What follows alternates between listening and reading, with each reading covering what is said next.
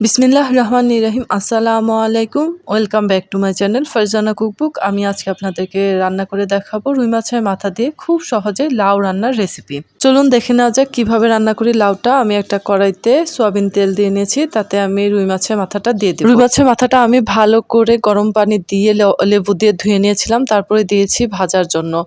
আমি এই লাউটা এইভাবে কাট করে নিয়েছি, দেখতেই পাচ্ছেন। আপনারা আপনাদের ইচ্ছা মতো কাট দিয়ে নিতে পারেন। রুই মাছের মাথাটা কিন্তু আমার ভাজা হয়ে গেছে। এখানে আদা রসুনের পেস্ট দিয়ে দিব। আমি কিন্তু লাউ রান্নাতে কোনো পেঁয়াজ ইউজ করি না। এখানে আমি আদা পেস্ট দিয়েছি 1 চা চামচ, রসুনের পেস্ট দিয়ে দিয়েছি 1.5 চা চামচ।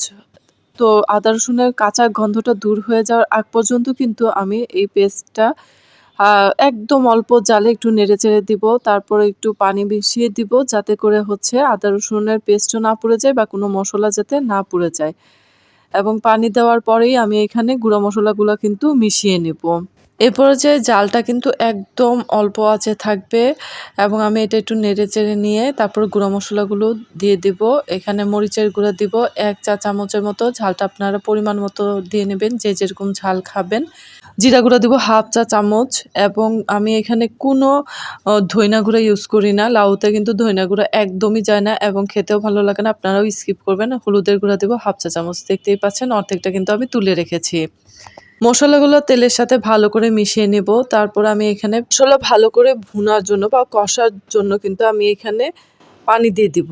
পানি দিব 1/2 মগের মতো। তারপর একটু মিডিয়াম আঁচে আমি ভালো করে মশলাটা কষিয়ে নেব। রান্নার জন্য মশলা কষিয়ে নেওয়া খুবই গুরুত্বপূর্ণ বা জরুরি একটা বিষয়, এতে করে মশলার কাঁচা গন্ধটা দূর হয়ে যায়। দেখতেই পাচ্ছেন আমার মশলা কষানো হয়ে গেছে। আমি লাউটা এখন দিয়ে দিব। সাথে দিয়ে দিব লবণ পরিমিত পর্যায়ে। আমি এখানে 2.5 চামচের মতো লবণ দিয়েছি। আপনারা চাইলে আপনাদের স্বাদ মতো লবণ দিতে পারেন, যে যেরকম লবণ খান। কেউ বেশি বা কম যেরকম লবণ খান সেরকমটাই দিয়ে নেবেন এবং আমি মশলার সাথে ভালো করে লাউটা মিশিয়ে নেব। লাউ সবসময় টাটকা বা শাকসবজি সবসময় টাটকা কিনবেন, টাটকা টাটকা রান্না করবেন। দেখতে পারবেন যে অধিকাংশ সবজি থেকে কিন্তু পানি উঠবে, সেই পানি দিয়েই কিন্তু রান্নাটা অনেক সময় হয়ে যাবে। আমার এই যে লাউটাতে থেকে কিন্তু পানিও আসবে, যেহেতু টাটকা এবং কচি। তো দেখতেই পাচ্ছেন অনেক পানি উঠছে। আমি 15 মিনিট ঢেকে দিয়েছিলাম। দেখতেই পাচ্ছেন কত সুন্দর পানি উঠেছে। আমি এখানে কাঁচামরিচ দিয়ে দিব, যাতে করে কাঁচামরিচের ফ্লেভার সব জায়গায় ছড়িয়ে যায় এবং এই পর্যায়ে কাঁচামরিচটা দিলে কিন্তু অনেক টেস্ট হয়। আমি একটু পরে আবার ফেরত আসবো, তখন কিন্তু ধইনাপাতা দিয়ে দেবো 5 মিনিট পরে। এই যে দেখতেই পাচ্ছেন 5 মিনিট পর ফেরত এসে আমি ধইনাপাতাটা দিয়ে দিচ্ছি এবং ধইনাপাতার ফ্লেভারটাও কিন্তু টাটকা টাটকা পাওয়া যাবে। আমি মাছের মাথাটা ভেঙে দিব, যাতে করে হচ্ছে মাছের মাথাটা পুরা লাউতে ছড়ায় যায় এবং খুব ভালো একটা টেস্ট আসবে কিন্তু এর জন্য। আমার কিন্তু লাউ রান্নাটা কমপ্লিট। আমি শুধু জাস্ট বাগার দিব। দেখতেই পাচ্ছেন কত সুন্দর একটা কালার আসছে। আপনারা চাইলে এর থেকে বেশিও মানে ঝোল রাখতে পারেন বা এর থেকে কম ঝোল রাখলেও কিন্তু আরেকটু জাল দিয়ে কষিয়ে নিতে পারেন। কিন্তু আমার লাউ রান্নাটা একদম পারফেক্ট হয়েছে।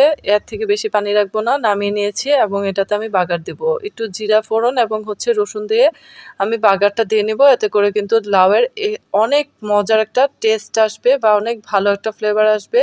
দেখতে পারবেন লাউয়ের পুরা কালারটা কিন্তু চেঞ্জ হয়ে যাবে এবং অসম্ভব সুন্দর একটা কালার আসবে এবং টেস্টটাও ভালো আসবে। তো সবাই চেষ্টা করবেন লাউটাতে একটু বাগার দেওয়ার।